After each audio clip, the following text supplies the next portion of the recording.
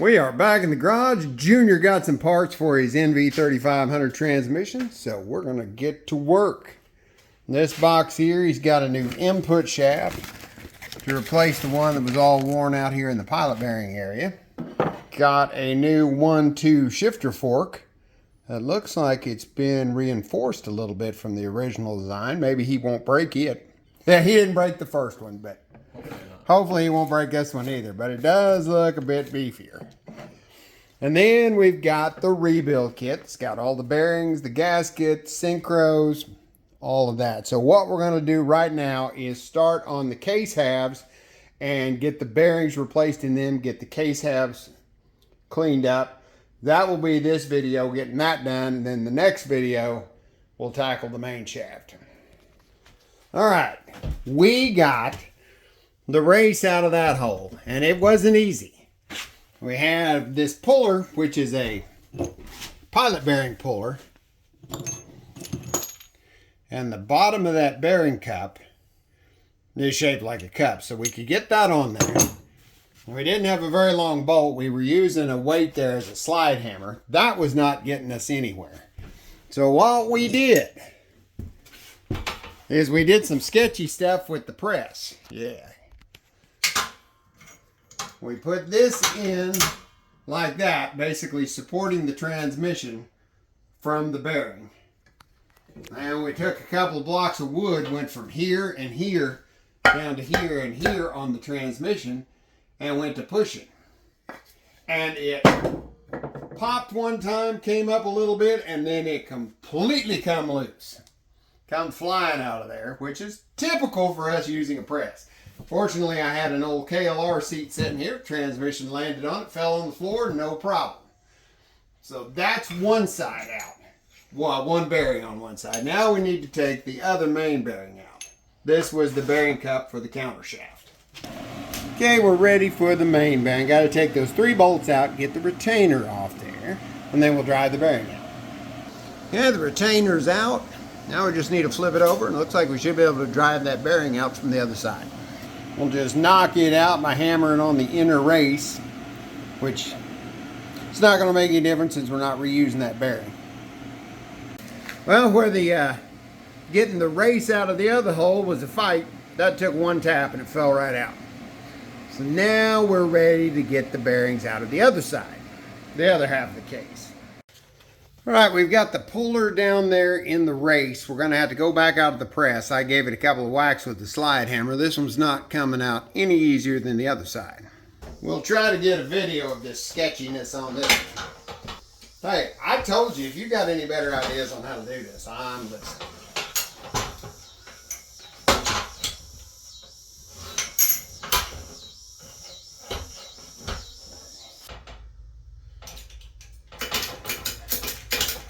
Pressure on it.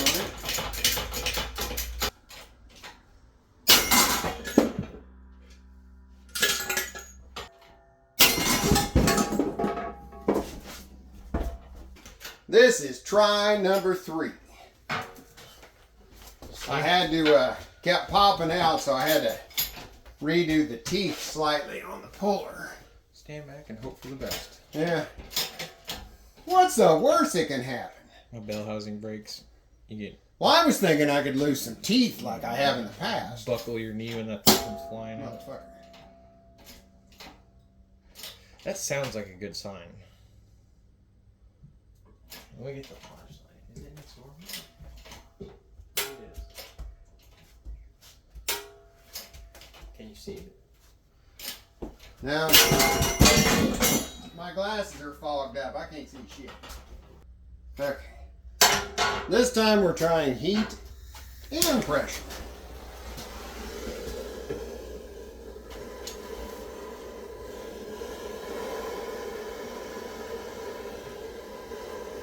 And usually just cut the race to knock them out of there, but this one's thin enough and down in the hole enough, it's not real easy to get to.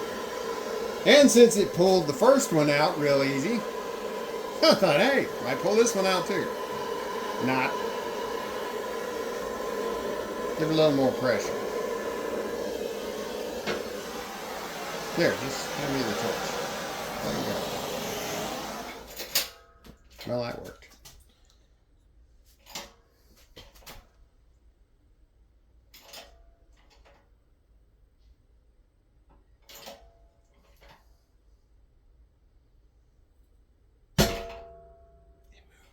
Did it? It's coming out? Yeah. Okay, hang on. Instead of banging the case around one more time, let's... You need to hold it? No. Okay. Yes. Yeah, now it's coming out pretty.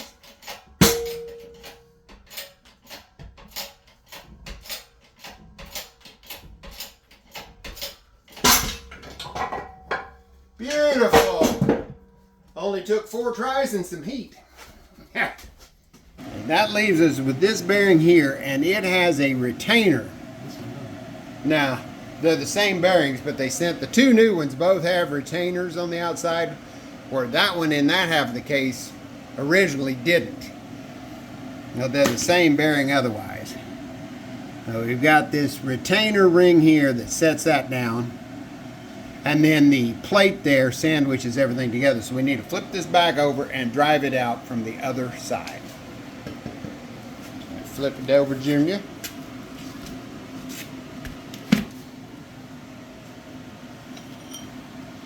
See how much of a, yeah, just make sure you're just on the, oh yeah, it's a piece of cake.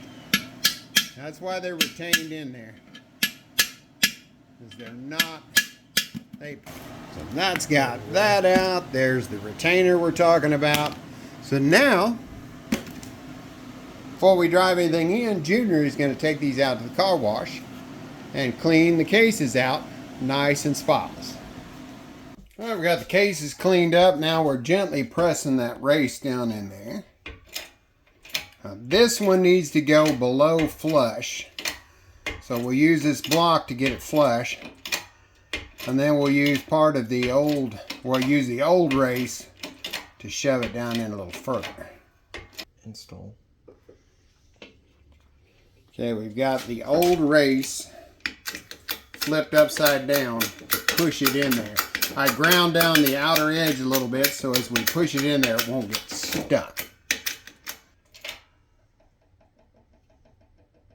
As far as you going?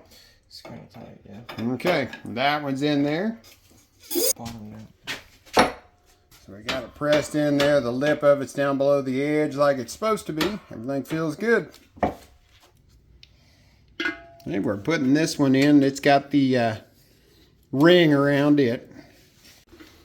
Now we're going to very gently tap this down into place.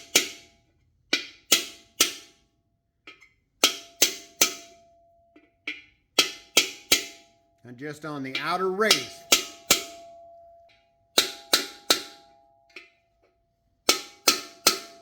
Very good. Does anybody know why they use sealed bearings on these? You would think with a transmission full of oil you'd use open face bearings. But the ones we pulled out were sealed, so. Okay, go ahead and flip that over. And this is the roller that went with that race. So we'll just go ahead and set that in there to where we keep them together until we assemble the shafts. All right, time to do the other half of the case. Second race pressed in just like the first one, no problems. Now we're down to the other big bearing. He pulled the ring off here because like I was saying, both of them came with rings, but only the one needed it. Now he can pop that down into place.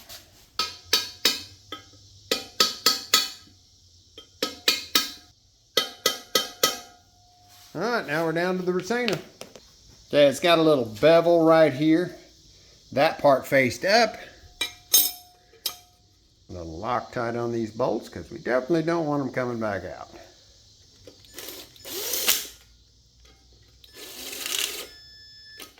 What we found online was that the bolts should be torqued to 16 foot-pounds.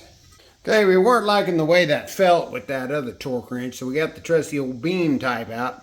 16 was about right, so they're all on there. Make sure not to over torque them. One of the things I saw was that these cases were kind of soft. Strip out the bolt holes. All right, grab the other needle roller bearing. We'll set it in here. That's got the case halves ready to go. Next video, we'll start tearing apart the main shaft. Thanks for watching.